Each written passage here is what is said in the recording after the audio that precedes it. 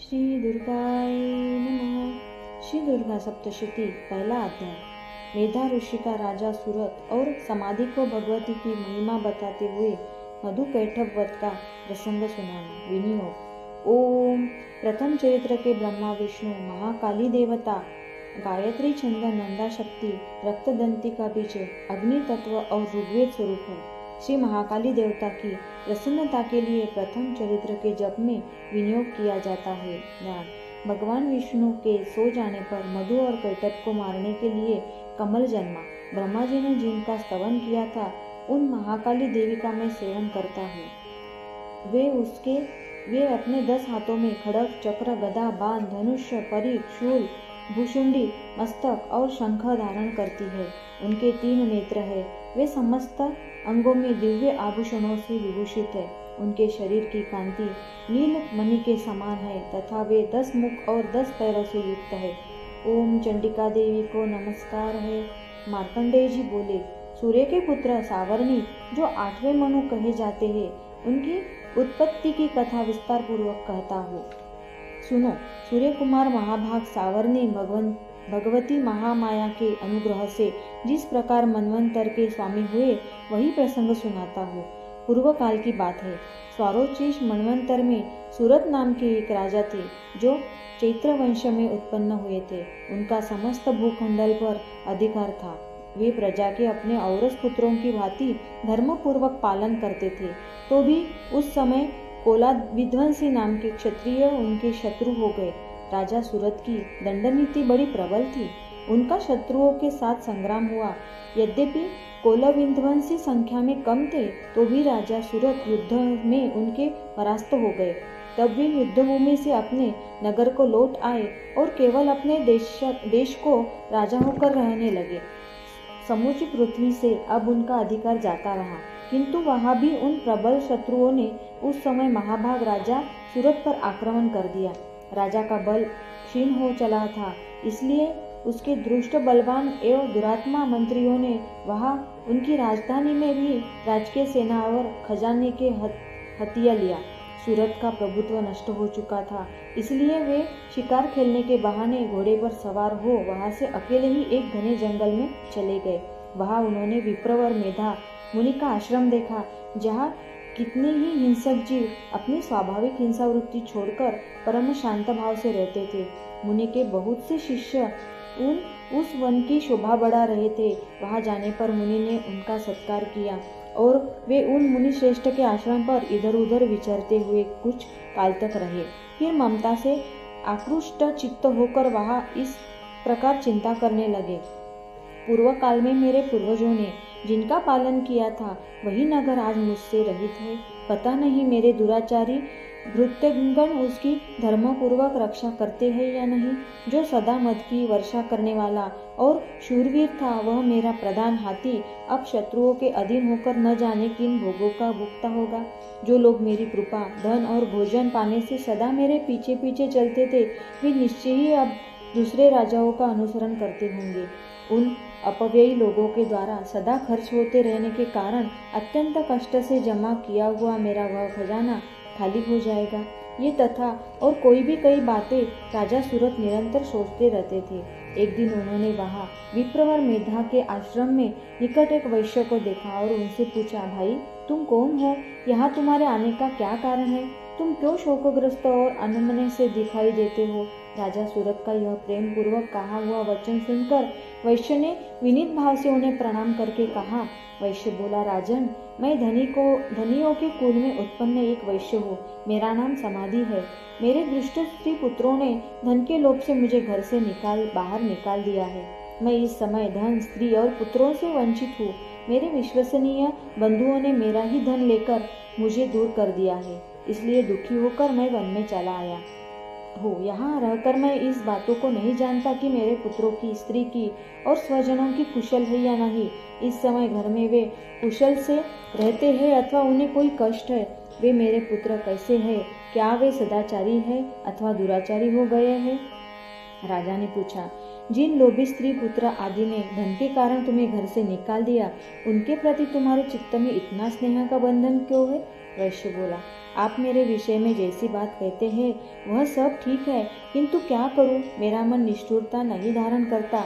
जिन्होंने धन के लोभ में पड़कर पिता के प्रति स्नेह, पति के प्रति प्रेम तथा आत्मीयजन के प्रति अनुराग को तिलांजलि दे मुझे घर से निकाल दिया है, उन्हीं के प्रति मेरे हृदय में इतना स्नेह है। महामते, गुणहीन बंधुओं के प्रति भी जो मेरा चित्त इस प्रकार प्रेममग्न हो रहा है, यह क्या है? इस बात को मैं जानकर भी नहीं जान पाता। उनके लिए मैं लंबी सांसें ले रहा हूँ और मेरा हृदय अत्यंत दुखित हो रहा है। उन लोगों में इस प्रेम का सर्वथा अभाव है। मैं तो भी उनके प्रति जो मेरा मन निष्ठुर नहीं हो पाता, इसके लिए क्या करूं? मार्कंडेय जी कहते हैं, ब्राह्मण, तदनंतर राजाओं में श्रेष्ठ सूरत और वह समाधि नामक वैश्य दोनों साथ साथ मेधामणि की सेवा में उपस्थित हुए और उनके साथ यथा योग्य न्यायानुकूल विनयपूर्वक बर्ताव करके बैठे। तत्पश्चात वैश्य और राजा ने कुछ वार्तालाप आरंभ किया। राजा ने कहा, भगवान, मैं आपसे एक बात पूछना चाहता हूँ, उसे बताइए। मेरा चित्त अपने अधीन न होने के कारण वह बात मेरे मन को बहुत दुख देती है। जो राज्य मेरे हाथ से चला गया है, उसमें और उसके संपूर्ण अंगों में मेरी ममता बनी हुई है। मुनि श्रेष्ठ, यह जानते हुए भी कि वह अब मेरा नहीं है, अज्ञानी की भांति मुझे उनके लिए दुख होता है। यह क्या है? इधर यह वैश्य भी अपने घर से अपमानित होकर आया है, इसके पुत्र, स्त्री और भृत्यों ने इसे छोड़ दिया है, स्वजनों ने भी इसका परित्याग कर दिया है, तो भी यह उनके प्रति अत्यंत हार्दिक स्नेह रखता है। इस प्रकार यह तथा मैं दोनों ही बहुत दुखी है।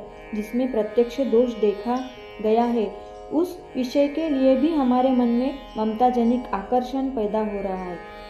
महाभाग, हम दोनों समझदार हैं, तो भी हम में जो मोह पैदा हुआ है, यह क्या है?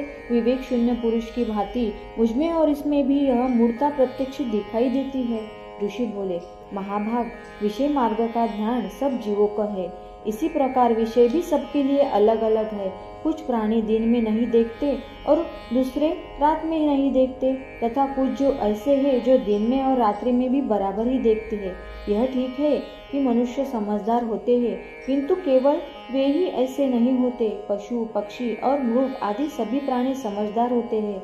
मनुष्यों की समझ में भी वैसी ही होती है जैसी उन मृग और पक्षियों की होती है, तथा जैसी मनुष्यों की होती है वैसे भी उन मृग, पक्षी आदि की होती है।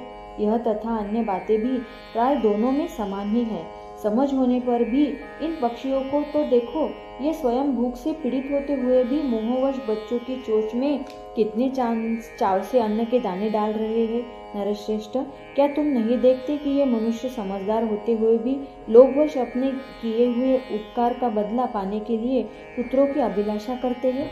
यद्यपि उन सब में समझ की कमी नहीं है, तथापि वे संसार की स्थिति, जन्म मरण की परंपरा बनाए रखने वाले भगवती महामाया के प्रभाव द्वारा ममतामय भंवर में से युक्त मोह के गहरे गर्त में गिराए गए हैं। इसलिए इसमें आश्चर्य नहीं करना चाहिए।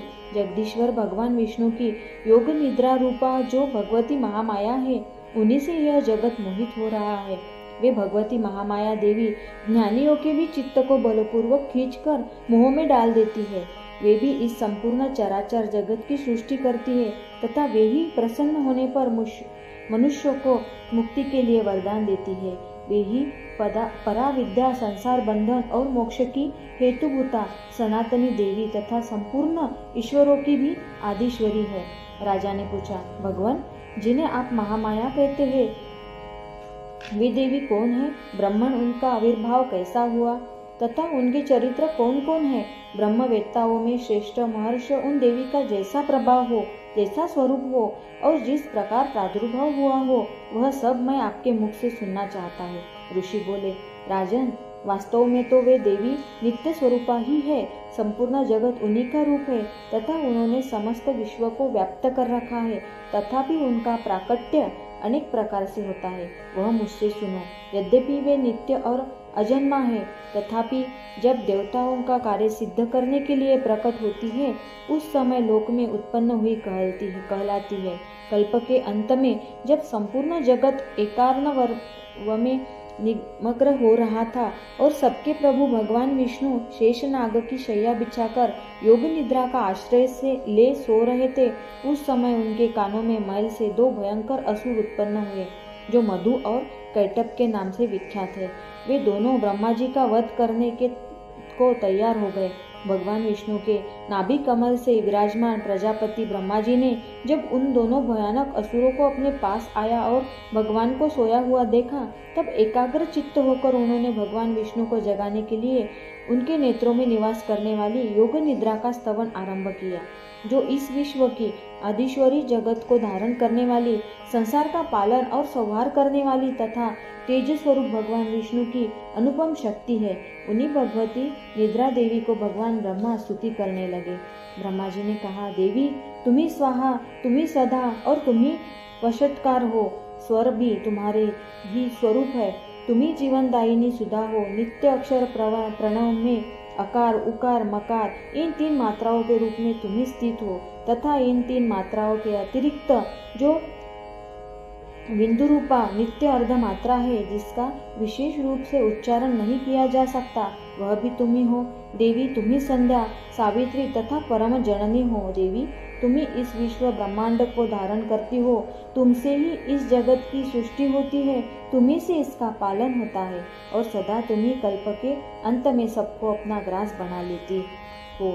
जगन्मयी देवी, इस जगत की उत्पत्ति के समय तुम सृष्टि रूपा हो, पालन काल में स्थिति रूपा हो तथा कल्पांत के समय संहार रूप धारण करने वाली हो। तुम्ही महाविद्या, महामाया, महामेधा, महास्मृति, महामोह रूपा महादेवी और महासुरी हो। तुम्ही तीनों गुणों के उत्पन्न करने वाली, सबकी प्रकृति और महाभयंकर कालरात्रि, महारात्रि और मोहरात्रि भी तुम्ही हो। तुम्ही श्री, तुम्ही ईश्वरी, तुम्ही जीव और तुम्ही बोध स्वरूपा बुद्धि हो। लज्जा, पुष्टि, तुष्टि, शांति और क्षमा भी तुम्ही हो। तुम खड्गधारिणी, शूलधारिणी, घोर रूपा तथा गदा, चक्र, शंख और धनुष धारण करने वाली हो। बाण, भुषुंडी और परिघ ये भी तुम्हारे अस्त्र है। तुम सौम्य और सौम्यतर हो। इतना नहीं, जितने भी सौम्य और सुंदर पदार्थ है, उन सबकी अपेक्षा तुम अत्यधिक सुंदरी हो। पर और अपर, सबसे परे रहने वाली परमेश्वरी तुम्ही हो। सर्वस्वरूपे देवी, कभी भी सत अत स्वरूप जो कुछ वस्तुएं है और उन सबकी जो शक्ति है, वह तुम्ही हो।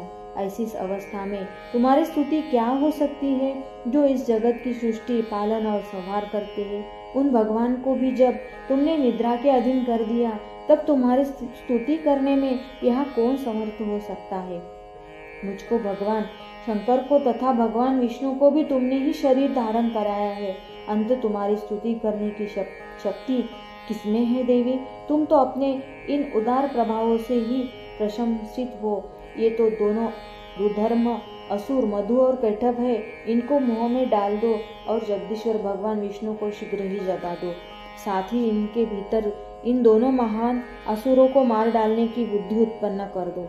ऋषि कहते हैं, राजन, जब ब्रह्मा जी ने वहाँ मधु और कैटभ को मारने के उद्देश्य से भगवान विष्णु को जगाने के लिए तमोगुण की अधिष्ठात्री देवी योग निद्रा की इस प्रकार स्तुति की, तब वे भगवान के नेत्र, मुख, नासिका, बाहु, हृदय और वक्षस्थल से निकलकर अव्यक्त जन्मा ब्रह्मा जी की दृष्टि के समक्ष खड़ी हो गए। योग निद्रा से मुक्त होने पर जगत के स्वामी भगवान जनार्दन उस एकार्णव के जल में शेषनाग के शैया से जाग उठे। फिर उन्होंने उन दोनों असुरों को देखा। वे दुरात्मा मधु और कैटभ अत्यंत बलवान और पराक्रमी थे और क्रोध से लाल आंखें किए ब्रह्मा जी को खा जाने के लिए उद्योग कर रहे थे। तब भगवान श्रीहरि ने उठकर उन दोनों के साथ 5000 वर्षों तक केवल बाहु युद्ध किया। वे दोनों भी अत्यंत बल के कारण उन्मत्त हो रहे थे। इधर महामाया ने भी उन्हें मोह में डाल रखा था, इसलिए वे भगवान विष्णु से कहने लगे, हम तुम्हारी वीरता से संतुष्ट है, तुम हम लोगों से कोई वर मांगो। श्री भगवान बोले, यदि तुम दोनों मुझ पर प्रसन्न हो तो अब मेरे हाथ से मारे जाओ। बस इतना सा ही मैंने वर मांगा है, यहाँ दूसरे किसी वर से क्या लेना है। ऋषि कहते हैं, इस प्रकार धोखे में आ जाने पर जब उन्होंने संपूर्ण जगत में जल ही जल देखा, तब कमल नयन भगवान से कहा, जहाँ पृथ्वी जल में डूबी हुई न हो, जहाँ सूखा स्थान न हो, वही स्थान हो वही हमारा वध करो। ऋषि कहते हैं, तब तथास्तु कहकर शंख चक्र और गदा धारण करने वाले भगवान ने उन दोनों के मस्तक अपनी जांघ पर रखकर चक्र से काट डाले।